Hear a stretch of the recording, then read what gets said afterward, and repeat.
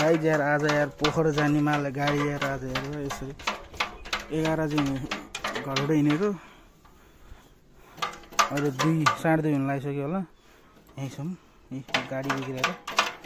पिपले पुगेको फर्केर यहाँसम्म ल्याइयो धकलेर यहाँ अब मिस्त्री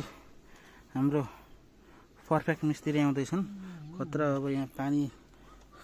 भएको सम्भावना छ यसमा त्यसै कारणले हामी यो ट्याङ्कीबाट निकालेर पानी छुटाउन लाग्छौँ कडाक बन्द लाग्छ भ्लग हो नि मेरो त फेरि युट्युबमा हो यस्तो राम्रो मौसम छ यो मौसममा यो बाइक बिग्रेर टेन्सन दियो यार 4 घण्टा भयो 4 घण्टा पिपलेबाट धकल्दै ल्याएको यस मौसम आज डह्रो परेर घाम लाग्यो भए त बाला बाला हुन्थ्यो टेन्सन दियो बाइकले यार यो बाइकको यो टाउको चाहिँ फेर्नु पर्ने भएको हो यो तेल हाल्ने त्यहाँबाट पस्दो रहेछ त्यो पानी योलाई ढिकै फेर्नु पर्ने भयो अवस्था चाहिँ खास कहाँबाट छिर्यो होला कि पानी त्यस्तो राम्रो हुँदैन पानी कति रहेछ हेरौँ है त यो बाइकमा यो तेल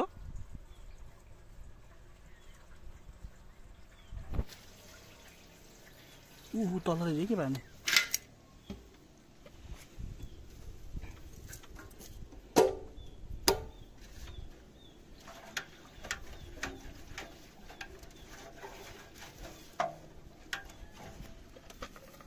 कत्रा पाल्नु सफा गर्दैछ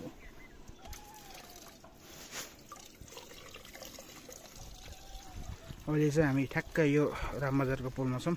भल्टा र रामबजारको बिचको पुललाई जोड्ने पुलमा हाम्रो यता आन्टीको घर छ अशोक भाइको आन्टीको